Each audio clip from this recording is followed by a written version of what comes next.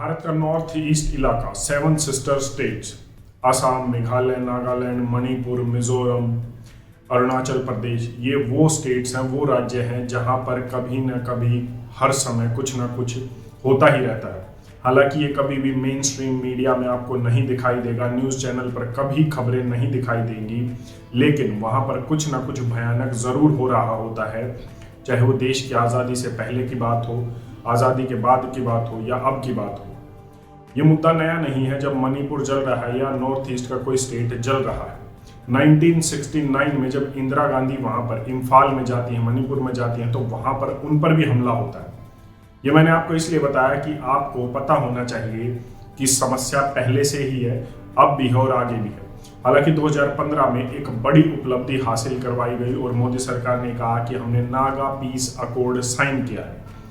इस अकॉर्ड के तहत, इस संधि के तहत भारत सरकार ने नागालैंड में जो 2 इंसर्जेंट ग्रुप थे, मतलब जो हथियारबंद बड़े ग्रुप थे, जो नागालैंड के लिए एक अलग राज्य या हम कहें कि एक अलग देश की मांग कर रहे थे, उनके साथ एक ट्रीटी साइन की, एक संधि साइन की। उस समय जो ऑफिसर थे, उसके बाद वो वहाँ के गवर्नर भी बने, और उस पीस अकॉर्ड के क्या मतलब हैं वो भी मैं आज आपको बताऊंगा। लेकिन इन सब डिटेल्ड फैक्ट से इतना जरूर बाहर निकल कर आ रहा है कि किस तरीके से भारत की मौजूदा सरकार या हम कहें मोदी सरकार नॉर्थ ईस्ट में शांति लाने में किस तरीके से विफल रही है, और उनकी पॉलिसीज किसी भी काम नहीं आई नॉर्थ ईस्ट में शांति लाने के लिए।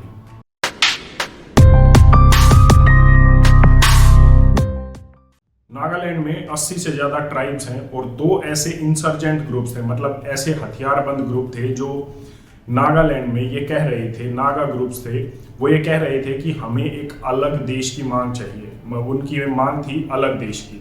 वो चाहते थे कि अलग झंडा हो, अलग संविधान हो और एक देश ही अलग हो। हालांकि ये समस्या देश की आज़ादी से पहले की भी थी, उसके बाद की भी थी, और सरकारों ने इसके लिए काफ़ी जो है जद्दोजहद भी की, चाहे वो अटल बिहारी वाजपेयी जी की सरकार हो, चाहे मनमोहन सिंह जी की सरकार हो। लेकिन फाइनली सरकार ये कहती है कि 2015 में हमने एक पीस अकॉर्ड साइन किया है नागा ग्रुप्स के साथ। उन 2 इंसर्जेंट ग्रुप्स के साथ बैठकर प्रधानमंत्री मोदी, अजीत डोवल ने एक पीस अकॉर्ड साइन किया, जिसके तहत वो ये कहते थे कि अब हम हथियार नहीं उठाएंगे और भारत की सरकार को एक तरीके से मान्यता देते हैं। लेकिन इसमें जो सबसे की पॉइंट पर्सन थे भारत सरकार की तरफ से वो थे RN रवि। RN रवि ने इस नागा पीस अकॉर्ड के लिए सारी जमीनी स्तर का काम किया था, ग्राउंड वर्क जो है वो उन्होंने किया था। बाद में उनकी इसी उपलब्धि के बाद उन्हें वहाँ का गवर्नर भी बनाया गया।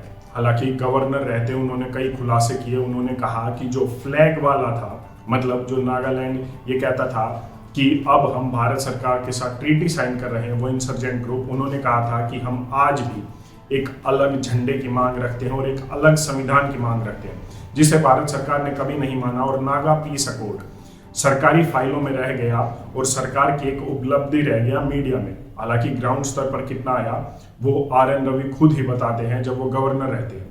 वो कहते हैं यहाँ पर एक्सटॉर्शन और ये सब इतने धड़ल्ले से चल रहा है कि यहाँ पर भारत के संविधान का कोई मतलब नहीं है और एक अलग ही तरीके से यहाँ पर लोग रूल कर रहे हैं, सरकार चल रही है। तो नागा पीस अकॉर्ड की क्या महत्वता थी वो आप खुद जान लीजिए। अब बात कर लेते हैं एक बार मणिपुर की, जो पिछले 1 महीने से जल रहा है और ओलंपिक मेडल विनर भी ये कह रहे हैं वहाँ के कि हम अगर इस तरीके से चलता रहा तो अपने मेडल वापस कर देंगे सरकार को। समस्या इतनी बड़ी है और एक दूसरी तरफ ये कहा जा रहा है कि ये सिर्फ एक कास्ट की लड़ाई है, 2 जात के बीच की लड़ाई है, मैतीज और कुकीज। मैतीज वहाँ पर मेजॉरिटी पॉपुलेशन में है, एक मेजॉरिटी ग्रुप है। कुकीज उनसे जो है कम मेजॉरिटी के रखते हैं। लेकिन यहाँ पर समस्या ये है, मैतीज के पास 90% प्लेन एरिया है मणिपुर का, और कुकीज जो पहाड़ी इलाकों में बसते हैं वो मणिपुर के लगभग 90% तक लैंड एरिया को कवर करते हैं। कहने का मतलब है जो मैतीज हैं वो सिर्फ प्लेन एरिया में रहते हैं और कुकीज मणिपुर के पहाड़ी क्षेत्र में, जो मणिपुर का लगभग 90% है। कहानी की शुरुआत इससे भी पहले होती है, आज़ादी से पहले की भी है। इसकी शुरुआत है हजीम इराबोट से। हजीम इराबोट निखिल मणिपुरी सभा के सदस्य होते हैं, उन्हें सपोर्ट करते हैं, जो मणिपुर में हो रही ईसाई कन्वर्जन के खिलाफ लोगों को, वहां के ट्राइब्स को बचाती थी। कुकीज जितने भी आज हैं वो ज़्यादातर पॉपुलेशन आज कन्वर्टेड क्रिश्चियंस की है, और ये कन्वर्जन शुरू हुआ था अंग्रेजों के समय में। 1824 में 1824 में अंग्रेजों ने बर्मा की तरफ से चढ़ाई शुरू की, और बर्मा की तरफ जब वो चढ़ाई करते हैं तो उन्हें पता लग जाता है कि अगर वो म्यांमार को जीतना है तो उन्हें नॉर्थ ईस्ट के राजाओं का मदद लेनी पड़ेगी। तो उस समय वो यहाँ के राजाओं की मदद लेते हैं, और वो करने के बाद वो यहाँ के राजाओं को भी अपना गुलाम बनाना शुरू कर देते हैं, मतलब नॉर्थ ईस्ट पर भी अपना कब्जा करना शुरू कर देते हैं। अगर आप इतिहास पढ़ेंगे तो आपको पता चलेगा कि आदिवासियों के जो रिवोल्ट है, मतलब जो आदिवासियों ने गुलाम अंग्रेज जब उन्हें बना रहे थे तो उसके खिलाफ जो आवाज उठाई वो भी 1824 के बाद उठाई। कई आदिवासियों के बड़े नॉर्थ ईस्ट में आपको आवाज उठाने के आंदोलन भी इतिहास से मिलेंगे। ये था क्योंकि अंग्रेजों ने वहां पर ईसाई मिशनरीज के थ्रू अपनी कन्वर्जन स्टार्ट कर दी थी और लोगों को ईसाई बनाना शुरू कर दिया था। आज कुकीज जो ट्राइब हैं वो लगभग ज्यादातर कन्वर्टेड क्रिश्चियन है, और मैतीज अलग धर्म से भी हैं और अधिकतर उसमें हिंदूज भी हैं। आज मैतीज को ओबीसी स्टेटस मिला हुआ है मणिपुर में, वहीं कुकीज एससी स्टेटस का फायदा आज उठा रहे हैं। ये सब वो क्लैशेज हैं जो इन दोनों के बीच पहले से ही हैं, और इसमें आग में घी डालने का काम आज की जो प्रेजेंट सिनेरियो है वो कर रहा है। मैथीज का ये भी कहना है कि डेमोग्राफिक चेंजेस ऑफ पॉपुलेशन जो हो रहे हैं, मतलब धर्मांतरण जो हो रहा है, उसकी वजह से उनकी जनसंख्या भी कम हो रही है और उससे भी उन्हें दिक्कतें आ रही हैं, चाहे वो स्टेट में हो। इसके बाद इनर लाइन परमिट है मणिपुर के कुछ क्षेत्रों में। अगर आपको जाना है, बेशक आप भारत के नागरिक क्यों ना हो, तो आपको वहाँ के डिस्ट्रिक्ट अथॉरिटी से एक परमिट लेना पड़ेगा, एक तरीके की परमिशन लेनी पड़ेगी। उससे जो कुकीज ट्राइब हैं, जो पहाड़ी क्षेत्रों में रहते हैं, उन्हें दिक्कतें आ रही हैं। तो ये सब जो है आग में घी डालने का काम कर रही है, और अब ये हिंसा इतनी बड़ी हो गई है कि मणिपुर में जो ग्रुप हैं वो हथियारबंद ग्रुप खड़े हो चुके हैं और एक दूसरे को मार रहे हैं।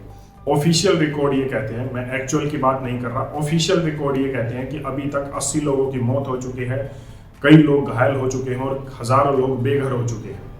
अब 4 दिन की visit home minister Amit Shah वहां पर करते हैं, और उसके बाद वो ये कहते हैं कि 1 दिन का समय है, आज शाम तक आप हथियार डाल दीजिए। अगर इसके बाद आपके पास हथियार मिले, पुलिस ने एक्शन लिया, तो आपके ऊपर कड़ी कार्रवाई होगी।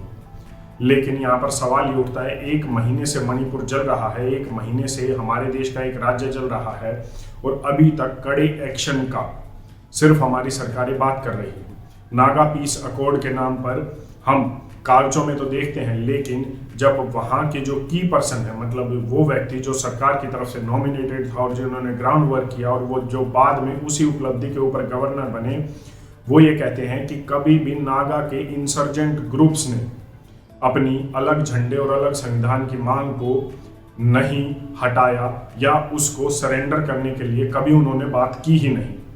तो हम किस तरीके से कह सकते हैं कि 2015 में नागा पीस अकॉर्ड साइन हुआ, या फिर 1 महीने से जो हमारा एक राज्य चल रहा है उस पर अभी भी एक कड़े एक्शन का इंतजार देश और देश की जनता कर रही है। तो किस तरीके की वो सरकार की पॉलिसीज हैं जो नॉर्थ ईस्ट की इन समस्याओं को ठीक कर सकती है, जो आज़ादी से पहले की भी है।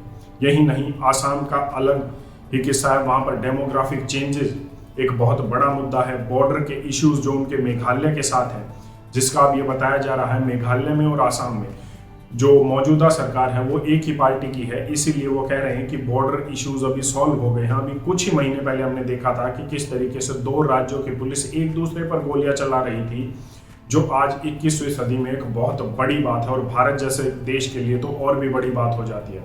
अरुणाचल प्रदेश के साथ हमारा जो है चीन के साथ इश्यूज है, और वहाँ पर भी कहीं ना कहीं पॉलिसीज में लैग या कमी हम देखने को मिल रही है। हालांकि पिछली सरकारों से कहीं ना कहीं बेहतर स्तर पर अच्छे तरीके से इंटरनेशनल लेवल पर हम अपनी बात रख पा रहे हैं सरकार की वजह से, लेकिन कहीं ना कहीं पॉलिसीज में लैग जरूर है, जिसे ठीक किया जाना चाहिए, ताकि नॉर्थ ईस्ट के जो स्टेट हैं, जिन्हें हम कभी अपने मैप ऑफ इंडिया में भी एक इस तरीके से देखते हैं कि वो एक अलग ही देश क्यों ना हो, उसे भी एक इंटीग्रल पार्ट ऑफ इंडिया माना जाए, जैसा कि भारत के संविधान में लिखा हुआ।